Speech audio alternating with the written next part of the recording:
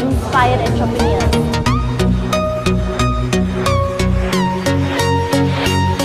Gives entrepreneurs an opportunity to connect, to inspire each other and educate each other.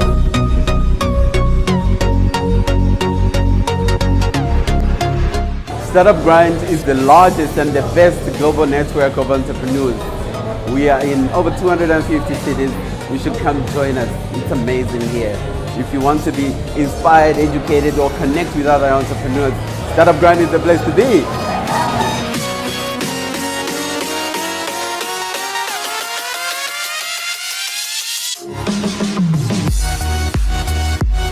Thanks, Ramona. Welcome to Startup Grind. Thanks for having me.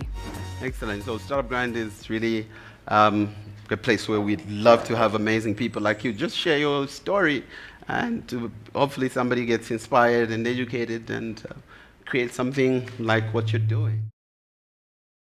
I think the first thing I'd like to say is as of the 4th of May, Mimi's distributed 1 million pads in South Africa in 9 provinces and kept 32,000 girls in school. Wow. So Excellent. So it's not 650,000, it's 1 million. I think we Update. sent you that in about February, and then we reached. The one that I have is, okay, yeah. Then I've been working, Sandra. so- Yes. so- Cool. I need to update everything right now. Great. And tell us, you were born in Durban, right? Yes, I'm a rural farm girl. I Yeah, still tell us live there. about I come from the majestic hills of Inanda. I grew up amongst the people. I didn't have neighbors. I still don't. I grew up with fresh air, oceans of land, cows, Yeah. Like free reign. free range That's the way I grew chicken, up. organic. Yeah, so I still come from there. My roots are very strong there. I'm from Durban. Moved to Johannesburg in 2010 to chase the media dream. Okay. Joined 94.7 in 2011. East Coast headhunted me to offer me prime time, and gosh, when you're speaking to 200 people at midnight, 1.8 million is much cooler. So I moved to Durban again. For East Coast Radio, or for something else? Yeah, today I think I'm going to be a lot more vulnerable, so I'll tell you about that just now. Great. And then I stood in a queue for a national presenter search for Easter Mosaic, and I got chosen as the new face in 2013. And I wrote my honors dissertation on the constructs of femininity amongst non-white women in township and rural KZN. As a farm girl, I struggled with my height. As you can see, I'm taller than most people in the country. And I was curious. I grew up with magazines that didn't show me bigger, fuller-figured women. That gave me a lot of body-conscious issues. And I think the whole media aspect of that was a production of showing that I made it, even though I was 1.8 meters long. So, Wow. yeah, I'm much taller than you, Sandras. Yeah, I can see that. And it's amazing that a lot of people would actually relate to that. Yeah. And it's beautiful people that would have that. You're like, hey, you had issues? You know what I mean? No, Like, I still have issues. Oh. Yeah, and I think I'm very quick to own that I'm not perfect, and I accept my flaws for who they are. And one of my best friends is sitting in the crowd, and your scars are beautiful. It's our song. It is, and I think the more women, especially women sitting here, the more you embrace your imperfections, the more accepted you are in society. Because I like eating carbs. Pumzile will tell you. Carbs are tasty. Pumzile will tell you we have a dealer in Mfundo sitting in the crowd. We have a dealer in Pimville that makes the most amazing amagunya with cheese. Oh. Yeah. And then you're putting on weight because it's just so. Amagunya is fat cakes, by the way, that Township South Africa eats. Yeah. And then fast forward into life. Got married, got divorced, did the most traumatic things on my 28th birthday. I left my husband, filed for a divorce, started a company, resigned from East Coast Radio, moved to Johannesburg with just a bed, started a corporate career at Ernst & Young, poached as sector marketing manager, was heading Africa, resigned after 6 weeks, started a startup. Oh, wow. Yeah. What made you resign? Like, what was... I hated corporate life. I think I was born a rebel. I'll die one. Yeah. And I couldn't take rules. I think the only person I ever fear is my dad. still today, he's very quick to pull me in line. And I don't know. I think entrepreneurship is something that you're born with. I come from an entrepreneurial part of parents, so I'd say to my mom, when I'm a very successful businesswoman, I'm going to have this pad company that gives out pads for free. And then there's God in the universe, like, here you go make this real. Yeah. And in 9 months, flew to China, met China is another story altogether. We'll talk about it at another event. Oh my gosh. But I did it. In 9 months, I started the idea of Happy Days, which we were known as Happy Days. And I wanted girls to understand that my period was a normal scenario in my life. And the irony in my menstruation, my dissertation on menstruation was that it's a sign of birth when you become pubescent. Yes. Because as a woman you can produce. Yeah. But it's such a shame as you carry on. Yes. As a South African Hindu, we're not allowed to pray, we're not allowed to go to temples. And then I'm like, but where, in which paper does it say this, granny stop talking, And I just wanted to break a taboo so badly that it stuck. Yeah. It stuck. At what age did you start? You felt like you needed to break the taboo. I was 23 when I graduated with an honors. Okay. I was overqualified in a field. I couldn't get a job. I always say by birthright I'm a researcher. I just stumbled upon entrepreneurship as luck, and I just when I went into those communities, it was the conversation of I'm surviving off 20 rand a month because my boyfriend's a taxi driver. I sit on the side of the taxi seat as a conductor's girlfriend, and I get money for exchanging my services. Yeah. And pads are exorbitantly priced, and I wanted to change that. So in 9 months, February to October, ironically, the business started on the 3rd of October. My birthday's on the 14th. Very important month for me. And the 9 months was coincidental? I always say that the business is my child. It's the only thing I commit to. I eat, sleep, breathe it. It's like having a full-time kid. It never stops. I mean, now Mimi's starting to walk, which is great. Yeah. And other people are holding her hand, and that's how I've seen it. But the promise I made when I resigned from EY, and you must know, it's any woman sitting here, you're fresh out of a long-term relationship with someone that you love dearly. You're in the middle of a divorce because this man doesn't understand why you're leaving. And I come from a traditional Indian home. Our wedding was national. It was like a story. It was covered in the newspapers. Was it the same time you had East Coast Radio and Yeah, everything. I was the national celebrity. So it was on TV. Yeah. Okay. My dad's pretty cool now. He calls me the Kardashian of South Africa. So. But it was, I think, the first 18 months of my business, my life, besides Pumzile, who's sitting here, I didn't have anybody. And I think that's why nothing surprises me in life. People can call me and be like, the bridge is burning. I'm like, oh, that's nice. Let's carry on. Oh, yeah. But starting a startup, going through that trauma, my parents had ostracized me solidly, so there's no financial backing. Oh. And I think, as crazy as it sounds, I just prayed a lot. And with my media network, I went into CSI and I started building this nonprofit. Yes. I must also say that Mimi and Happy Days is not my first business. Yeah. I started business when I was 20. I used to own a flower shop. I used to make flowers for funerals. Ooh. And I then went on into a hair salon. That didn't work because I never understood the ethnicity of the hair. I have nice Indian hair, apparently. So I didn't know. I failed there. I failed in a few other businesses. And I failed very quickly and I got myself up. But I think it's true when you live your passion, you don't feel like you're failing or you're working. Challenge is challenge and you carry on. Wow. So that's the last 3 years, yeah. Okay. And let's talk a little bit about taboo. First of all, the turnout here is because people are afraid. Meaning oh, what are you going to be talking about? We're going to be talking about periods and menstruation. So these are the brave people in here. Big hand for yourselves. Let's give them a round of applause, yeah. Yeah, and I see that it's in a lot of cultures, actually. It's something people don't talk about. No, and not at all. it happens all the time. But people are just quiet, and like you said, a lot of girls don't go to school because of that. And how were you finding? How are people receiving that? Like talking about sanitary pads, periods, So, you know, when I started the business, my uncles used to blush because they couldn't say pads.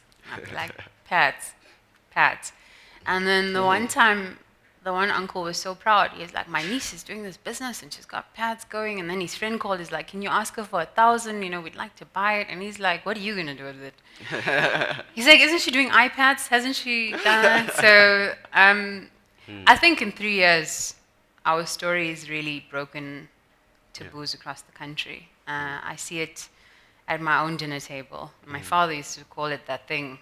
And now I was like, so how's it, you know, the pads, how's the quality?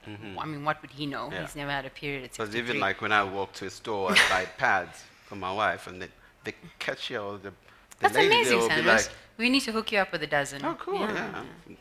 If you want pads, I'm the guy. Yeah. So like when you're buying and they look at you like, and no questions, like they want to run, you know? I think, you know, I think the whole point of what we did, if you ever look at a pack of Mimi or even Happy Days, it's very colorful. It looks like Yeah. a little gift. Yes. And I'm a very spiritual individual. I live under the grace of God. I fear God. I don't do anything. You know, I always wonder if I want to make a decision, how would my conscience feel about this? Yeah. And if you look at it, I always say that we pack hope in it, and the pads find the right people. And I've never in my life, in 3 years, almost 3.5, I've never found anyone say the packaging doesn't suit us. You know, the one smart thing we did is. I'm not one that shares the stage completely. I'm not one person. My business partner, but more my soul sister, sitting in the audience, and Pumzile is there, as you can see, taking pictures. The business must run, you know, while I'm sitting here.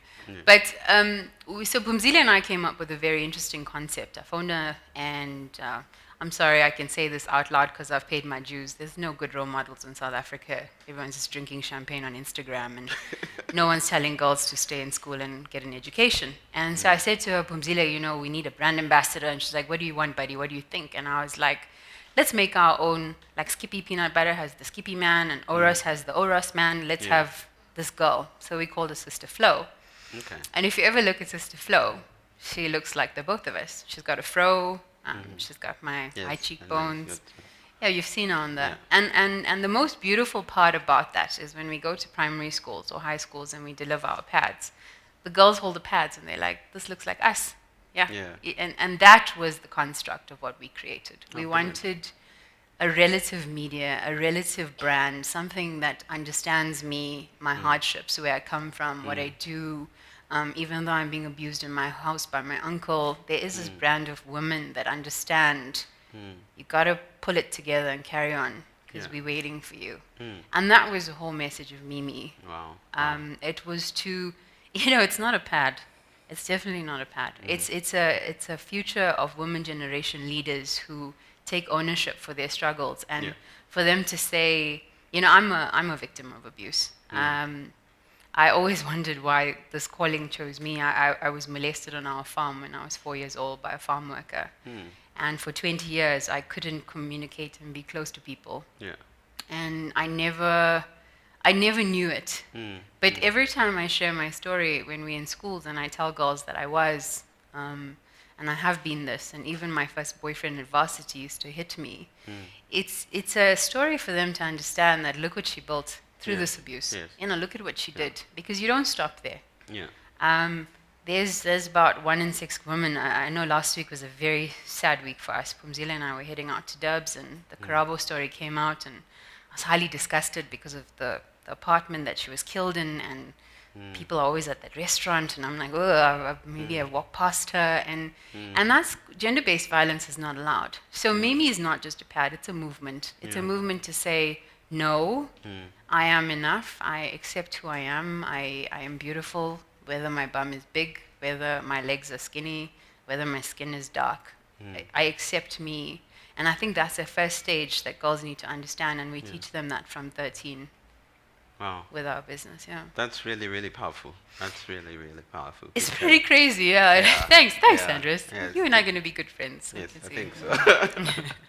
Wait, because a lot of girls would go through that and they think it's just them, and then they don't know who to talk to. Yeah. And then also others get advice, bad advice from people in bad relationships. Exactly. Just tell you, like, no, that's the way it needs. Like if a man loves you, he hits you. No, yeah, Like, yeah. Yeah, and then all that, like, oh no, what are you talking about? Other people, it's like in families, they actually just suppress it. It's your fault that you got abused. You know, I think for me, it's a personal story on what I never thought I'd be here. If you asked me 36 months ago, I'd be like, no. You know, Pumzile and I have the most famous story in Durban. We used to have $50. Pumzile needs to take a taxi back to Kwamashu. And we'd sit at Vida Cafe, 2 cappuccinos, be $50, because we never leave the low life, you know. No drinking McDonald's in this way. And everyone would laugh at us. They'd be like, those 2 stupid girls, you know, they actually think they're going to do this. And we'd sit. Like, okay, cool, buddy, let's do this, let's do that, let's make these things happen. And for me now, to hear those people ask us for advice, it means we did something right. yeah, you did. Or to hear, or to see us progressively live in our own apartments, have furniture, to know that we can eat out and share our story with the world. It's an amazing journey to walk, to share that intimacy with girls, and to be a part of that growth in a positive way. To say, you know, you're growing, you're hurting, it's okay.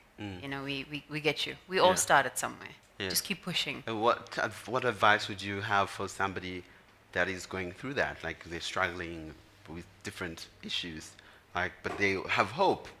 It's like you had hope, and then you also had faith. You prayed all the time, and that you felt like you could, and you have. What advice do you have for people?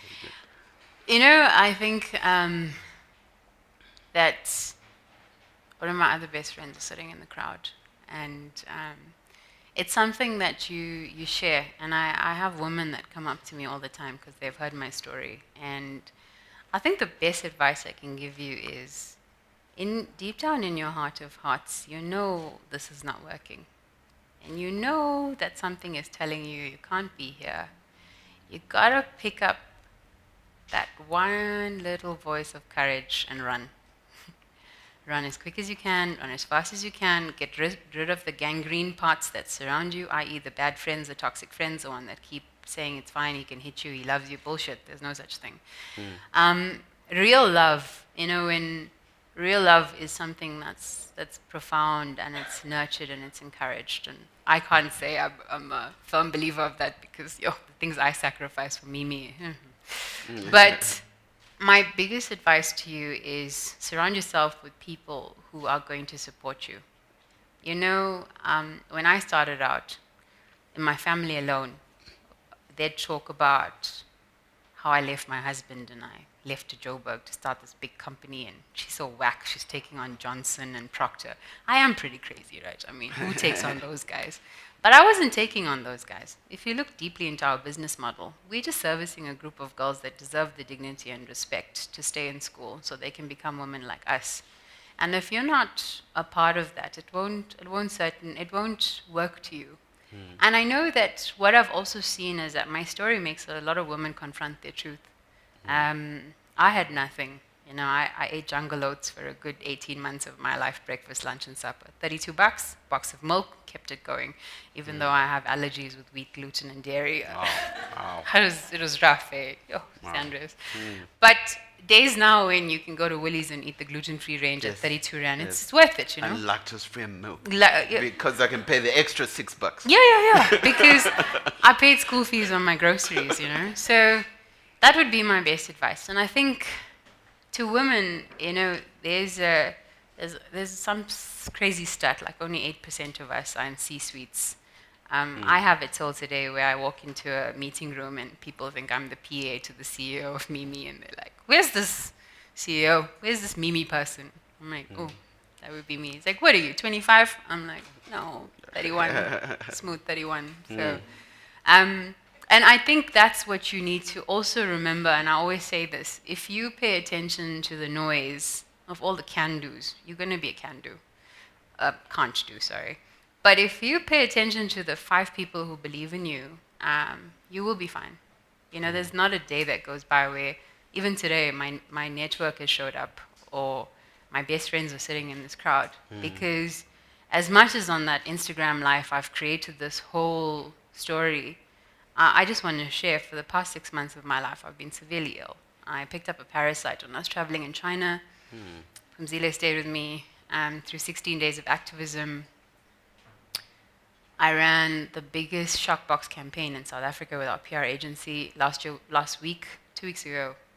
We won Campaign of the Year, we won Corporate Social Responsibility of the Year, and we won NGO of the Year at the Prism Awards. Wow.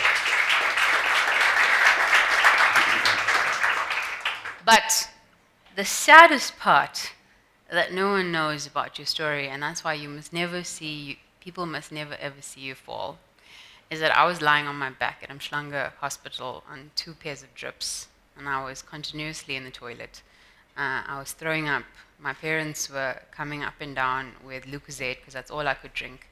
And I was on my back for 6 days straight, and my team kept the business running. That was the amazing PR company we have. That was Pumzile. And over and above that, I think as women, we don't want to share because we've been taught by other women, don't help her, keep her there. No, our business is different. That's why we built a movement of stop bullying, work together, keep a sisterhood alive. And I think that ours is a story that I shamelessly tell people. It was probably the worst 6 months of my life. I am so glad this week ends because it's just been, no one sees your scars. But when you share them, at least you guys know I'm a human, right? I'm not an alien anymore because I don't think I've cried that much in 6 months than I've cried in the past couple. And I'm glad that my health has sorted itself out. I can go to gym, I can go to yoga now, and I can strike balance. And I know I got ill because of my own obsession. It's obsession with startup, obsession with business, obsession with meetings. No. The right people that you need will find you. Source the energy in the right way and write down the people that you need, and they will find you very, very well. Wow, that's really fantastic. I'm sure everybody's glad that they came. Yeah, I think so. Well, and then, because what you talked about regarding women not being supportive, I think I'm seeing more and more of that story being broken. Being like, for example, your company and a few others that we've hosted, they have amazing stories. Tell us about the manufacturing process. Like, actually, how does your business work right now? So I started in China. Okay. And then our pads are phenomenal. Our factory manufactures for Emirates. Oh wow. Yeah, it's an amazing thing. And when I was young, I used to join 2 pads and make long pads. And I started asking other women, and other women used to do the same. So I was like, this is dumb. Yeah. Why? Let's just make longer pads. Yeah. So out of the competition, everyone was using medium size, and Pumzile and I brought these 320 size ships into the market. And it worked because African women are bigger, and you needed an African brand to tell the story. So we went back. I must tell you this brave move, because let me tell you, if you're going to sit there and wait for things to come to you, it never happens, right? The IDC calls me their poster child, because I walked in there 2 years ago. I pulled out 10 emails on my iPad, and I'm like, you can't help me, you can't help me, you can't help me. I'm making these pads in China. I'm distributing them via a nonprofit. I need some support. Even 50,000 will be cool. The next thing I know, the head of the fund is seeing me, this person seeing me, and at that time, it was my last month in media. I was still on Easter Music. And by the grace of God, we were blessed with 2.4 million in our business to prove our concept. Oh wow. On condition that you prove the concept, and then we'd be awarded 25 million this year to set up our sanitary pad plant. Excellent. So, well, thank you very much.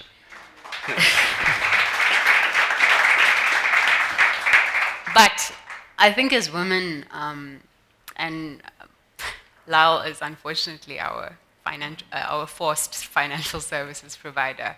I think when your business is noble and you honestly ask for help, Lyle manages the whole finance side as a mentor and as advisor, and he's very honest in terms of, Ramona, did you see this and you see that? Yeah. I think as women, you're so scared of the agenda of what a man is pushing that you don't ask for help. But the truth is, some of these men actually know what they need to know because they're men. That's what they do. You're the pad girl. You know, you keep the pad going, you keep the quality going, they keep the numbers in check. And for the past 3 months, that whole vision of having a factory is hard. It is hard because it's like, what's going to happen to labor? And then Phumzile's like, when they're striking, who's going to go? She knows it's her, it's not me, you know. I need to be doing these kind of things. Yeah. But, no, I'm kidding. We both go, But it's an important thing, and I think what women need to understand and why I fight so hard, because Mimi's got 3 business models, and in three years we've started three startups. And Phumzile and I have just started the 4th one. Our first business is a non-profit that donates pads via our CSI companies. So we have about 40 JSE listed companies. Phumzile closed Sun International last week, so it's pretty big. And our second business is based on, this is how important it is to know people, right? So Ash is the financial manager at SAB, and she's passionate about the business, and obviously we're friends for 15 years, so why wouldn't she go and push for a meeting now? And then I pitched to the regional manager, and I went to corporate affairs, and I was like, you know, I want to be in Kickstart, and I have 2 degrees, I speak 3 official languages. I can't get into this program, it takes me 30 minutes and the systems crash. And the corporate affairs specialist is like, what do you want, Kasavan? I was like, well, I actually want 180,000 to pilot this thing called Pads and Cents. And I phoned Phumzile and I said, pack your bags in February. We need officers. The checks are ready, and we fetched them. And Pads and Cents is basically an incubator that takes women in the communities and makes them better entrepreneurs. Yeah. And the mandate from SAB was, Ramona, go make more like you and Phumzile. And we're proud to note that 5 graduated last year. Some of them are part of Kickstart. Yeah. Some of them are opening farms in the Eastern Cape through their success. And I think my calling in life is not just Mimi, it's to open ways for other women. And that's my end goal, to have a venture capitalist fund worth 100 million investing in other women businesses, because, you know, these women are so scared, and I don't even know what they're scared of. I always want to ask them, but if you know, self-belief is very important. And for me, my biggest cheerleader in my life, and it's important for a woman to have that, you have to have one person. And mine throughout my life, in the last 5 years, it's been Phumzile. You know, to date, as of today, I've never heard her say, nobody, let's give up, let's go home. You know, we keep pushing even though there's no moments. And I think with that, it was something that, and then Tracy helped, because Tracy's an entrepreneur, and Tracy helped us start this direct selling model. We went onto national radio and invited people to invest in this plant that didn't even have a vision. So that was from Wendy Lohabe, who's my mentor. Oh, yeah. And then we started this direct selling model, and our regional sales leader sitting in the crowd, Muniba, who goes into communities and gets people. And that was the big part of the business. You know, every woman sitting in abuse is not sitting there because they want to. They're sitting there because there's no financial freedom. And I said, if we can cure that, a lot of women will leave. And at present in our business, you make between 300 to 3,000 rand a month selling pads in the communities. Oh, wow. Wow. Because you're not enabling people anymore, you're empowering them. And our pads are 15 rand a pack, which is 1/3 the price of global competition. So that was, you know, my message. When you're obsessed and passionate about something, you find solutions to fix it. And that's what a social enterprise is. It's about making a margin. Yeah. It's about putting up a factory. It's about empowering people, partnering with the right ones, and making something grow. Brilliant. Great. So if you don't, ladies, remember that, find a Phumzile. If you can't find a Phumzile, grab her. She's here. I will track you down so badly. Don't even mess with, even if people know, like, you know, I must tell you guys this story just to wrap up. Last year, November, Phumzile flew to Durban. Okay, I cannot manage in this office if she's not. She left at 2 o'clock on Friday. I was ready to kill somebody because the courier company is here to pick up 20 boxes. I'm running with a headache. She's sitting at home. My team is putting shock boxes all over CSI South Africa. And I'm like, what am I going to do now? And she's not answering the phone. So Pumzile decides to fly back to Johannesburg on Mango, because my grandfather says I own the airline, the way I fly to Durban all the time. And I knew she was flying at 7:30. And you know, Sandras, with a lot of power comes with a lot of position comes a lot of power. Absolutely. I phoned very influential people and I was like, please phone and check if Pumzile was on that flight. They were like, okay. Pumzile was on the flight. She arrived in Johannesburg. Oh, wow. Okay. Wow. The phone was off. Now I'm thinking between Kwamashu and Santon, how am I going to track this girl? And what am I going to say? I phoned her brother 20 times. I phoned her mother. I phoned her granny. I phoned my mother crying. I'm like, Mom, I don't know where's Pumzile and Pumzile's family. So they worried now. Where's Pumzile? Where's Pumzile?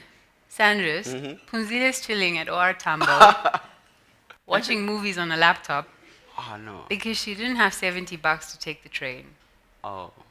I don't know whether I was upset with her for not telling me that, or I was upset with myself for not knowing that she needed that, or I was just upset at the fact that I could have lost her. And it wasn't about business. It is about when you have someone who's truly by your side, they're truly by your side. Oh. Eventually, her brother's like, hey, you better phone Ramona. Ramona's going crazy. Oh, no, please don't get emotional. Let's just turn this side now. You know, unfortunately, when you're a woman, you get emotional, right? And now... Actually, I think that's a stereotype that's not entirely correct. I see lots of men that cry. Right? Oh, yes. That's a new thing. Yes. We should hook them up with some Mimi Yeah, cats. yeah. Absolutely. But Great. so that was great. So I will hunt for blood if Pumzile is missing. So Brilliant. don't. So I'm sure the CIA, FBI, if they can't find somebody, they call you to find it. I'll phone the presidency. Great. And on that note, if you're president for 24 hours, what would you do? Obviously, I'd make sanitary pads for free. Duh, Sandras. I would distribute sanitary pads in all indigent, rural, township, and private school South Africa. High quality sanitary pads. I will also distribute free condoms. All boys and girls will have talks at least once every 6 months that will talk about sex education so they can stop doing the wrong thing. I would endorse free. I would make the cow train more affordable. And I'd have more routes, so everyone can use the cow train and abort taxi violence. I really hate that. And I would encourage social cohesion amongst foreign nationals and South Africans. One of the things that embarrass me greatly, especially the work that we do now, is that as African people, we do not accept, and we're the only country in the world. How I know this is because we work with the United Nations refugee, some big name, but they keep refugee camps. And one of the things that kill my heart is always xenophobic violence. I don't agree to it. I don't describe. And I think if people get taught and they work together, it would be better. So and I would also fix healthcare because I know firsthand that healthcare worries me. And I'd build a school on our farm for special needs kids. Wow, excellent. We're going to take questions from the audience. Quite often with the CSI, it's big corporates giving money because they must, not because they actually care. Do you have any feelings on that, or is it, happy to take the money and putting it to a good use, or that type of vibe? No, I don't. So there's about 35 billion spent in our country for CSI. If I don't align with a company, I don't work with them. I don't do anything to make our brand look good. I know, for example, if a company says, okay, we want to buy 30,000 pads, go dump it in Alex, I completely decline because Alex, firstly, is not a quotient 1, 2, and 3. So we work with, on our system with the Department of Education, we work with no-fee schools, so child-headed households where there's no parent, there's no social grant, there's no arrogance towards our business. And we don't, no. I'm not a perfect example. Today I was ready to kill somebody because I went to my private institution where I did my private schooling to ask them for financial support to sponsor 10 schools in South Africa. and they want to write Pumzile and my story as alumni, and I refused. I was like, I don't need another PR story. I need financial support to schools in the areas that you're based in. And I think when your purpose and your mission is ingrained in what you do, you don't. I don't do that. No, I don't negotiate to make things look good. I don't give away a press release because you're spending X amount. We decide with our PR company what press happens, whether we want media there. You must remember when you're giving out things to people in communities that are historically disadvantaged, it's not your right, or even if you're paying for stuff for them, you have no level of entitlement to shame them. It's far more shameful to stand there and make a girl accept a pack of pads and smile for the camera. It's completely against our mandate. And no, I think the beautiful thing about when you've built something that's so solid and there's a capitalistic arm to it and it's social, the whole big part of why we're building a plant, and I mean, we will build a plant, but why we're doing this is that we control the foundation in our own league. There's, till today, my mom and I, we donate 250 packs to anybody that asks. It's just the special needs thing. My little brother is something that you guys don't know. My real surname's actually Govender, and I grew up with a mentally disabled brother whose first name is Kasavan, and I taught Kasavan to dream. And as of today, he's a qualified chef. He's got his license. He's completely abled. He wants to own a restaurant, which I probably will have to hustle and buy him one. But the beautiful part about that was one of my favorite stories. He took these 2 massive boxes of pads to his school, and he's like, "My sister makes these, and it's for you. Please, can you give the girls and take it to their homes and give it to their helpers?" And that's where I think our pads go. They find the right places, they go to the right people, and we also vet the areas that they go to. So it's not a money making, and that's why the pad companies, the pad drives that are out there, they have no sustainability. Because it's that true story. If you do things to chase the money, you fall very quickly. But if you do it for the passion, it stays alive. Great, thank you. We are coming for your budget, by the way. So. Great, thanks. Any other questions?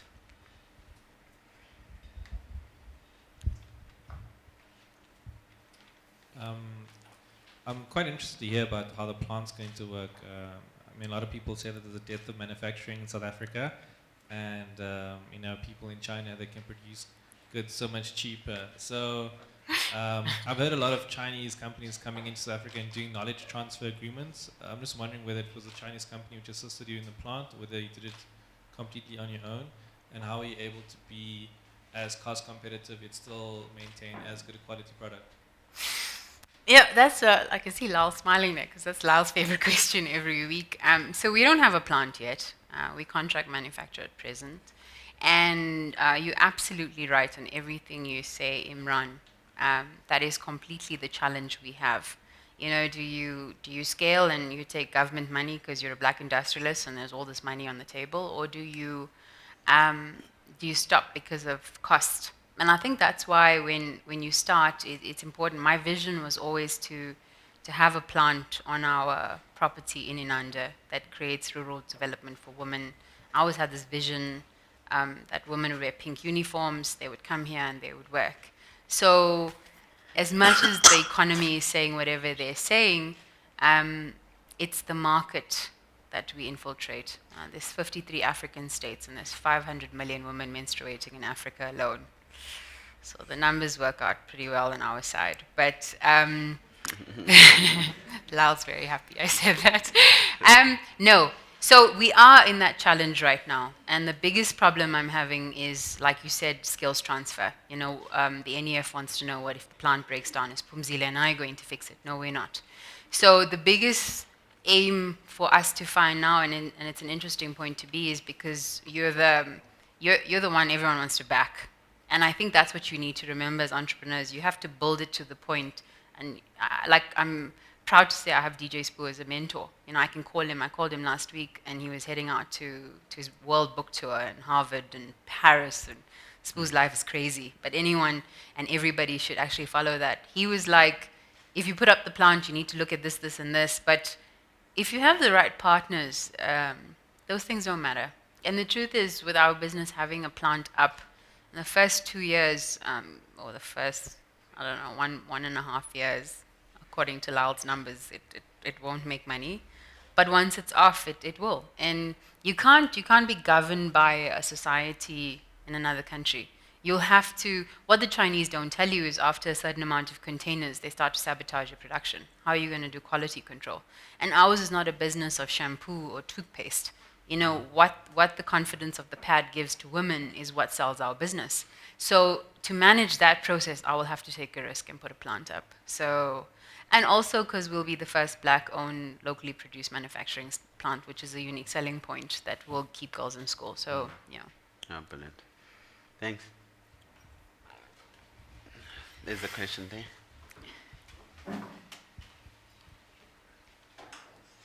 Hi. Thank you for sharing your story so transparently and courageously. I think more women entrepreneurs, we need that courage, as you said in the beginning, to share honestly, transparently our journey. My question is an extension around on the plant, and that is from a value chain point of view. So when you set your plant up, are you going to extend the value chain backward into sourcing raw materials, that everything is then locally made, locally sourced? Sort of a little bit beyond the proudly South African in terms of that brand, but the value chain resides in country. The economic empowerment of that value chain resides in country as part of the factory setup. Yeah, no, that's a great question. I think, you know, I'm a huge fan of development finance institutions in our country, and I'm proud to say that the IDC and the NEF has earmarked 75 million for Mimi to build this whole thing, and we're stuck because of the conversations you're asking and Imran you're asking, because it's a big mandate to take. You know, I always say my life is extraordinary because I was invited to meet Minister Alan Winde in Cape Town, who's the Minister of Economic Opportunities, and he'd just installed a factory in Caledon, Atlantis, worth 70 million with polyplexus woven something. And they're doing work with Nampak. So we've been already earmarked as the company that will buy raw materials from them. And then that ministry works with the NEF, and their mandate to government is to keep everything local. So until we have that in place, we are aiming for 80-20, 80% raw materials in South Africa and 20% import. You must remember that South Africa is very new. All global competition imports sanitary pads, nappies, diapers, everything is not locally made. And for us, I mean, we're just two girls from KwaMashu and Inanda. We're not going to recreate the model. Unless you want me to go buy a raw material factory.